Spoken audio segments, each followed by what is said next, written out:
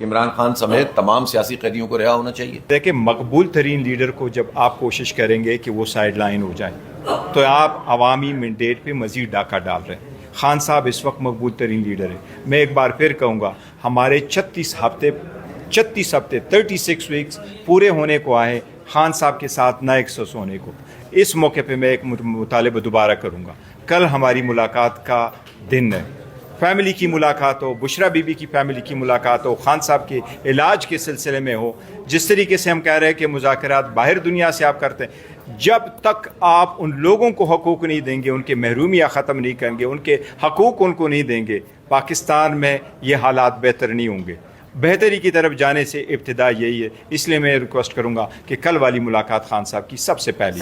Thank you, شکریہ۔ آپ نے کہا وزیر اعظم سے ملاقات کریں گے، ان کے سامنے یہ مطالبہ بھی رکھیں گے کہ 36 ہفتے ہو چکے ہیں ملاقات نہیں کروائی گئی، ان کو بھی خان صاحب کے ساتھ ملاقات کرنے کی اجازت دی جائے۔ دیکھیں اصولی یار میرے پیارے بھائی، دیکھو اللہ کے بندو، اس بات کو سمجھا کرو کہ ہم آج اگر کوئی ایک کنسنسس پیدا کرنے کے لیے آئے ہیں جی، اور اس پر ہمارا اتفاق ہے اور ہم نے اس بات کی ہے تو فوکس اسی پہ رہے۔ جی، جو ہمارا سیاسی قیدیوں کی بندش کے حوالے سے موقف ہے جماعت اسلامی کا واضح ہے، اور ہم اس کو دہراتے رہتے ہیں کہ عمران خان سمیت تمام سیاسی قیدیوں کو رہا ہونا چاہیے۔ یہ تو ہم کہتے رہتے ہیں، اس میں کیا مسئلہ ہے؟ اور تمام جس کو عوام نے ووٹ دیا ہے اس کو جیتا ہوا ہونا چاہیے، جس کو نہیں دیا اس کو ہارا ہوا ہونا چاہیے۔ حافظ صاحب، آپ مذاکرات کے اوپر خاصا فوکس کیا آپ نے، اور ڈائلاگ ہی واحد حل ہے، لیکن جن کے ساتھ آپ بات چیت اس ٹائم کر رہے ہیں ان کو بھی ضرورت ہے حکومت کے ساتھ مذاکرات کے حوالے سے کافی آپ نے سنا، تو کیا اس حوالے سے بھی آپ نے کوئی گفتگو کی ہے یا آپ کوئی فیوچر میں ارادہ رکھتے ہیں کہ حکومت اور میڈیا کے درمیان بھی کوئی مذاکرات کے؟ ہم ان کو موقع دینے کے لیے اور جمہوریت کو موقع دینے کے لیے اور اصلی والے فارم 45 کو موقع دینے کے لیے، اور چاہے وہ کراچی میں بلدیات کا نظام ہو یا ملک بھر میں حکومت کا نظام ہو، اور جمہوری رویوں کو آگے بڑھانے کے لیے ہم سب کو ایک پیج پہ آنا پڑے گا۔ اور میں سمجھتا ہوں کہ اس وقت ظاہر پی ٹی آئی کے ساتھ جو زیادتی ہوئی ہے وہ سب کو پتہ ہے، جو جماعت اسلامی کے ساتھ ہوئی وہ بھی سب کو پتہ ہے، تو ہم تو اس وقت وہ لوگ ہیں جو وکٹمز ہیں۔ تو ہم یہ سمجھتے ہیں کہ جمہوریت کی بالادستی میری اور ان کی بالادستی نہیں ہے، پاکستان کی اور پاکستان کے آئین کی اور عوام کی بالادستی ہے۔ بسم اللہ الرحمن الرحیم۔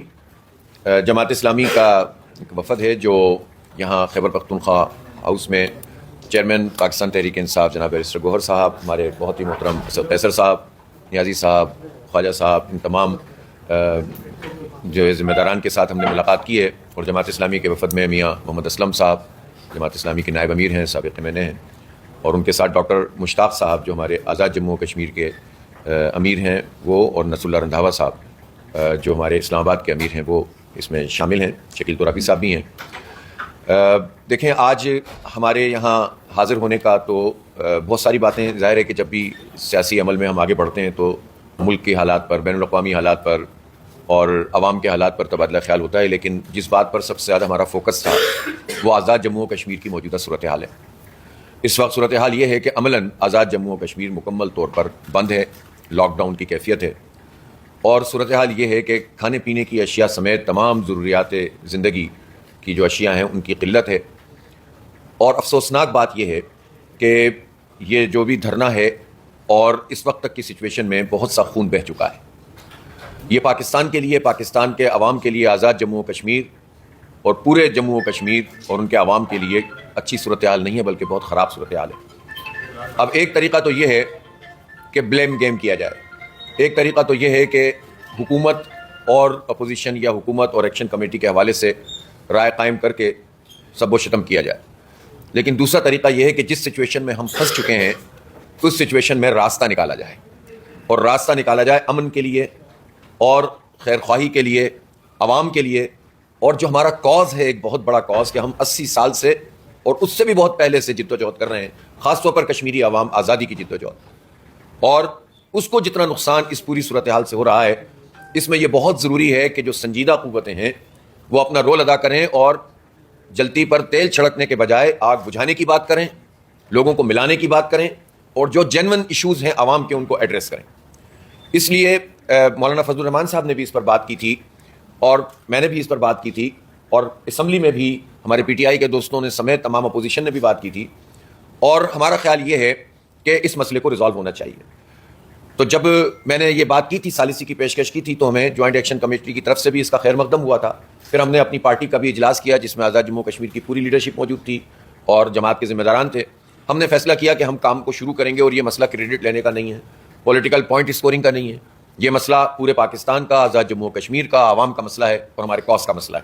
اس لیے اس میں کسی بھی انا اور کسی بھی ذاتی یا پارٹی وابستگی سے بالا تر ہو کر ہمیں کام کرنا چاہیے.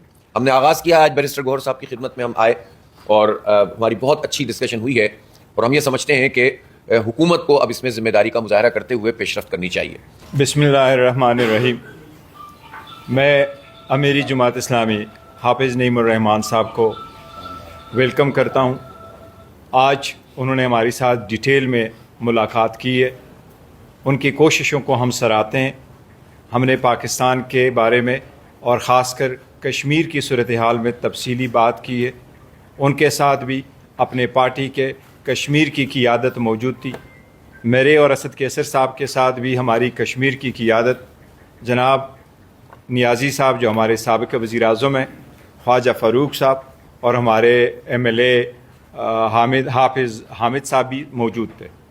ہم نے تفصیل سے ذکر کیا ہے اور ہم نے کچھ چیزوں پہ اتفاق کیا ہے، اور اس میں سب سے پہلے یہ کہ ہم سب کا یہ اتفاق ہے کہ کسی صورت کشمیر کاس کو نقصان نہیں پہنچنا چاہیے.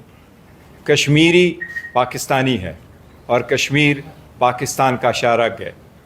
ہم نے یہ اتفاق کیا ہے کہ ان کے مسائل ابہام و تبہیم سے حل ہو. اس پہ غیر ذمہ دارانہ بیانات کسی طرف سے نہ آئے.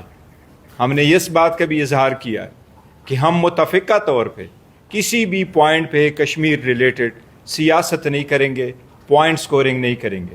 ہماری خواہش ہے سب سے پہلے کہ جو ترسیل بند ہوا ہے اشیاء خوردنوش کا، وہ فی الفور شروع ہو، عوام کو کسی طرح سے تکلیف نہ ہو. ہم نے یہ بھی اتفاق کیا ہے کہ ہم ان کی امیری جماعت اسلامی کی اس کوششوں کو ہم سراہتے ہیں. اچکزئی صاحب بھی کوشش کر رہے تھے، مولانا صاحب بھی کوشش کر رہے ہیں، اور انشاءاللہ تعالی ہم سارے جو اپوزیشن پارٹیز ہیں ہم مشترکہ لائحہ عمل بنائیں گے اور ہم کوشش کریں گے کہ اس معاملے کو ابہام و تبہیم کے ذریعے سے حل کیا جائے.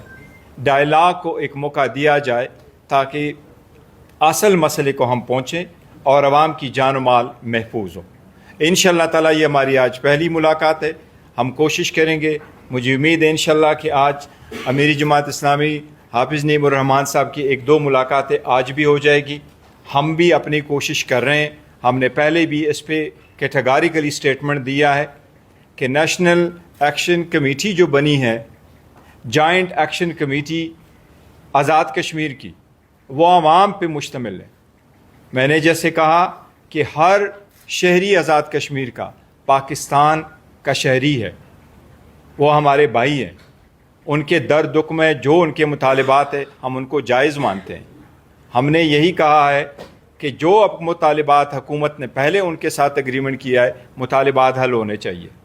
جو مطالبات ابھی حل کے طلبگار ہیں اس کے لیے جوائنٹ ایفرٹس ایسے ہونے چاہیے تاکہ کشمیر کاس کو بھی نقصان نہ پہنچے، عوام کی جان و مال کو بھی نقصان نہ پہنچے، اور یہ مسئلہ سیاسی اور عوامی لحاظ سے بہتر انداز میں ہم اس کو حل کر سکے. ہمیں امید ہے انشاءاللہ تعالی آئندہ چند دنوں میں انشاءاللہ تعالی اس میں پیش رفت ہوگی. یہ ہمارے انشاءاللہ تعالی یہ کوششیں جاری رکھیں گے اور ہم انشاءاللہ تعالی اکٹھا یہ کوشش آگے بڑھاتے جائیں گے. جی